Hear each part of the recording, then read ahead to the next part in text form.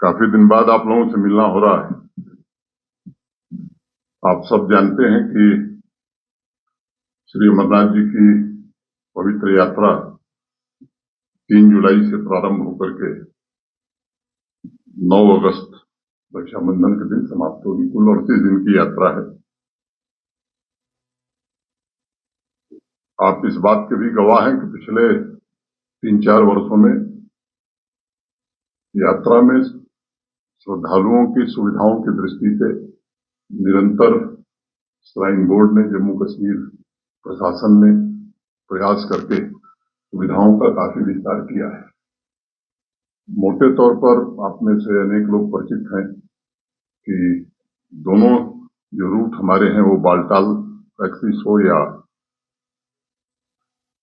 Chandanwari Pahalgam axis हो, वो सड़क 4 फुट 5 फीट चौड़ी हुआ करती थी। कई वल्नरेबल स्पॉट्स थे।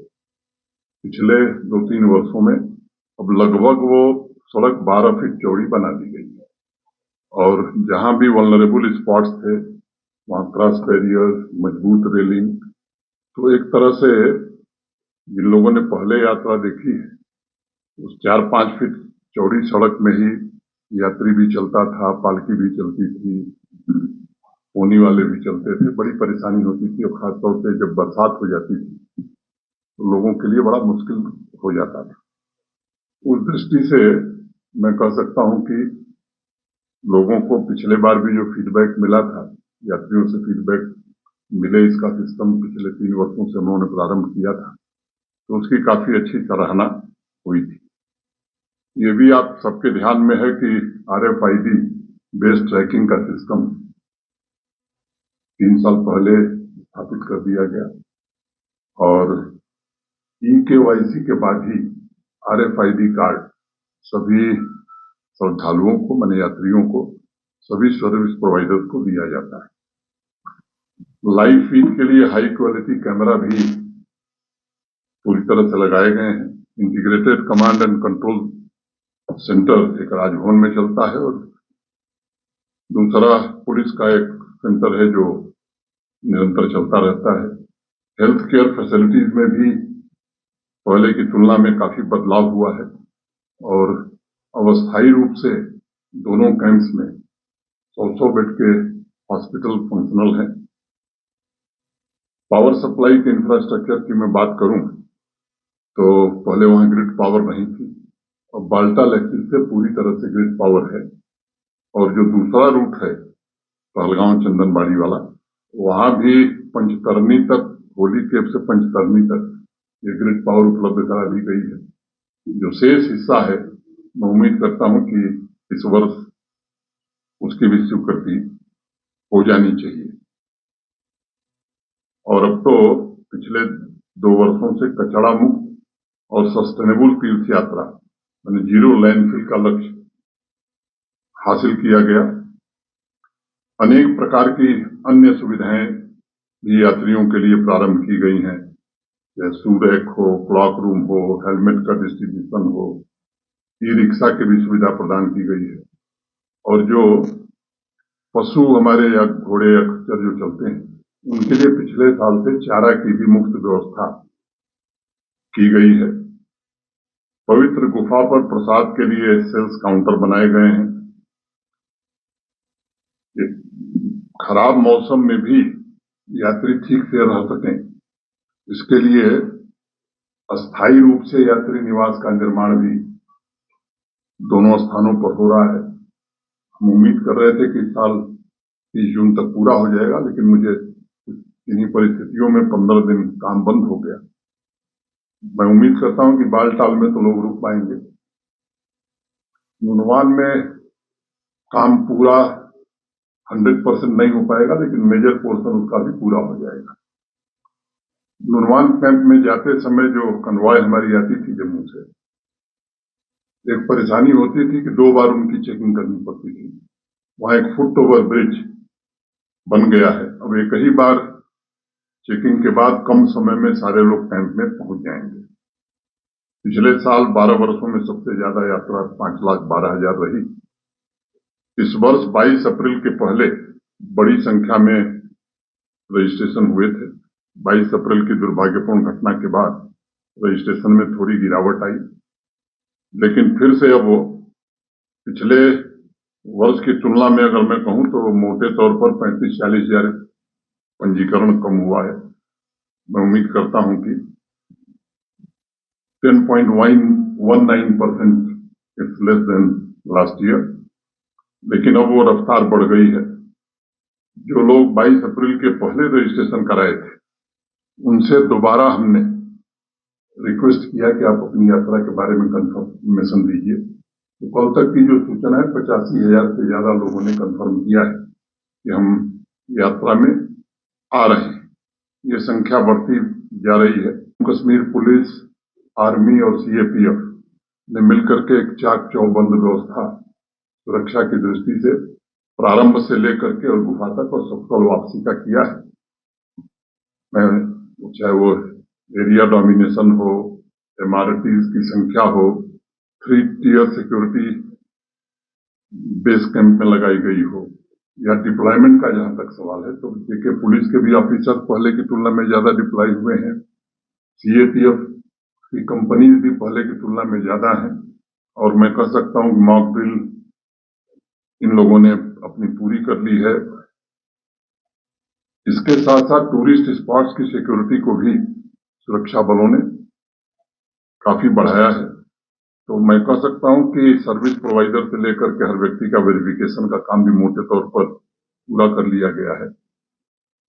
लखनपुर से ही कन्वॉय का एस्कॉर्ट शुरू होता है, और आप सब जानते हैं कि भगवती नगर जम्मू से यात्रा शुरू होगी। आप सभी पत्रकार मित्रों का भी इस यात्रा में बड़ा सहयोग रहा है।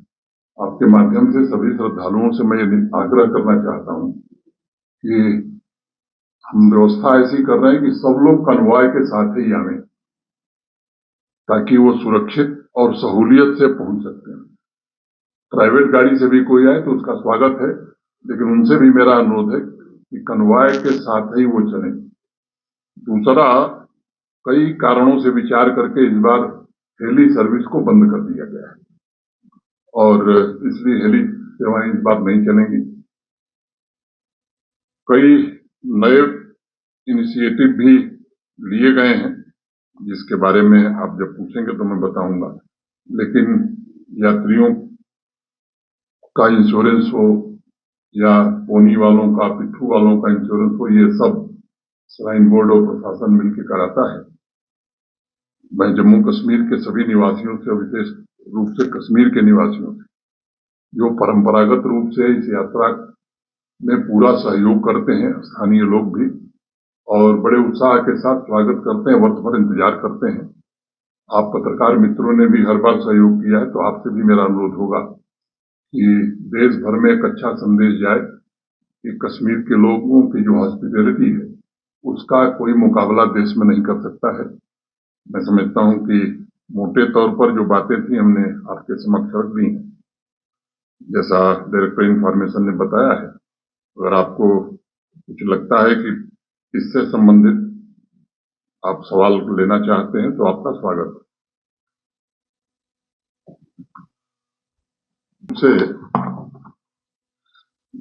22 अप्रैल की जो दुर्भाग्यपूर्ण घटना हुई थी, उसका इम्पैक्ट पूरे जम्मू कश्मीर पर पड़ा, विशेष रूप से कश्मीर पर, चाहे वो टूरिज्म हो, चाहे अमरनाथ जी की यात्रा हो। लेकिन मुझे लगता है कि धीरे धीरे सिक्योरिटी फोर्सेस ने जैसे जैसे अपनी तैनाती बढ़ाई, स्थितियों को सामान्य करने की कोशिश की, अब वो कॉन्फिडेंस बढ़ने लगा है। और मैं मानता हूं कि सकुशल यात्रा होने के बाद ये कॉन्फिडेंस और बढ़ेगा। यहाँ का टूरिज्म भी बढ़ेगा, यहाँ का व्यापार भी बढ़ेगा, यहाँ की इकॉनमी भी बढ़ेगी। ये सच है जो आपने कहा, लेकिन वो 22 अप्रैल तक 2,36,801 ये रजिस्ट्रेशन हुए थे।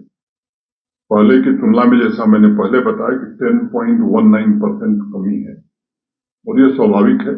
लेकिन अनेक लोगों के फोन व्यक्तिगत रूप से मेरे पास, श्राइन बोर्ड से रिलेटेड लोगों के पास, जम्मू कश्मीर के अधिकारियों के पास, जिनको लोग जानते हैं, उनके पास आ रहे हैं बिना पंजीकरण वाले के साथ ऑन स्पॉट रजिस्ट्रेशन, जो बराबर हम करते हैं। तो मुझे लगता है कि अच्छी संख्या में लोग आएंगे, ऐसा मैं मानता हूं। हाँ, हेलीकॉप्टर कई चीजों को ध्यान में रखते हुए अभी कई जगह दुर्घटनाएं हो गई। सुरक्षा भी एक महत्वपूर्ण कारण है। तो ये सोच समझ करके फैसला लिया गया है और मुझे लगता है कि पूरी यात्रा को अगर आप देखेंगे तो लगभग 8% लोग ही हेलीकॉप्टर से जाते रहे। तो इसलिए यात्रा पर बहुत विशेष फर्क पड़ेगा, मैं ऐसा नहीं मानता। फिर जोर दे करके आप लोगों से कहना चाहता हूं कि सभी श्रद्धालुओं से विशेष रूप से आग्रह है कि भगवती नगर से जब कन्वॉय चले तो प्राइवेट व्हीकल्स वाले लोग भी उसी कन्वॉय के साथ आवें। ये उनके लिए भी उचित है और ट्रैफिक एडवाइजरी की दृष्टि से भी उनको सुविधा भी होगी, सहूलियत भी होगी, समय से पहुंच जाएंगे। तो मैं आप सब लोगों का आभारी हूं।